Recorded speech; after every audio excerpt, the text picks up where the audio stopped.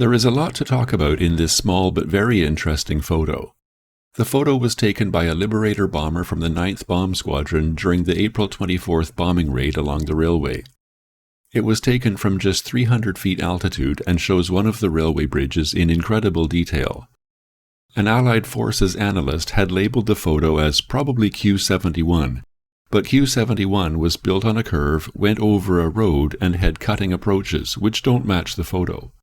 I believe this is actually the nearby Q73, but the actual number of the bridge is not so important. Both bridges were on the Burma side of the railway 3 kilometers west of Ret Pa Station and 30 Kilo Camp. The first thing to notice is the high standard of construction.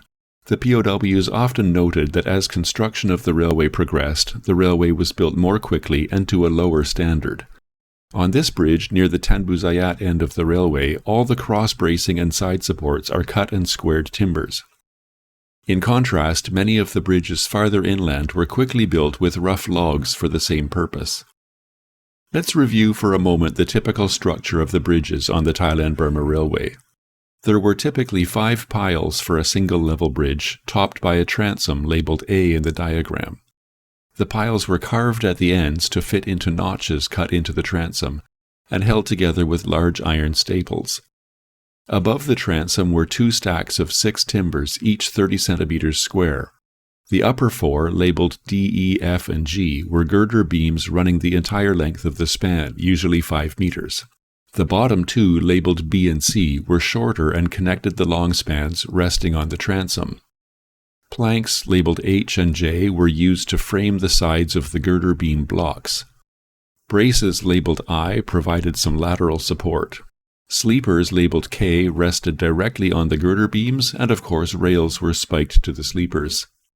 The frame made of the piles and transom was called a bent, and the bridges on the Burma side were typically alternating single and double bent structures. For a 2- or 3-tier bridge, multiple sets of piers and transoms were stacked and bolted together.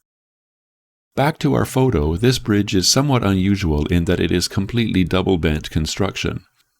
It is a 2-tier bridge, and the lower tier is considerably wider than the upper tier, with 7 piles and very long transoms.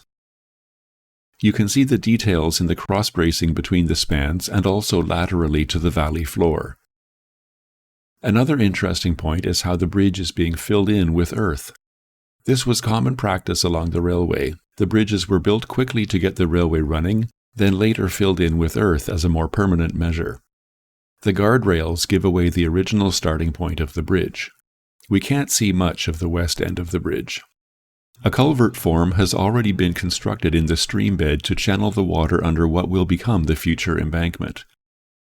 The east end of the bridge has taken a direct hit from a bomb. You can see that the girder beam sections under the rails have been spread apart by the force of the blast, and around 20 meters of track have been completely destroyed. The Japanese could repair this kind of damage very quickly. For a hit like this on a normal bridge, probably only 2 to 3 days, at most a week, but even faster for one filled with earth like this. You can imagine all that needs to be done here is fill the hole with earth, lay the sleepers, and spike down new rails, and the railway would be operational again.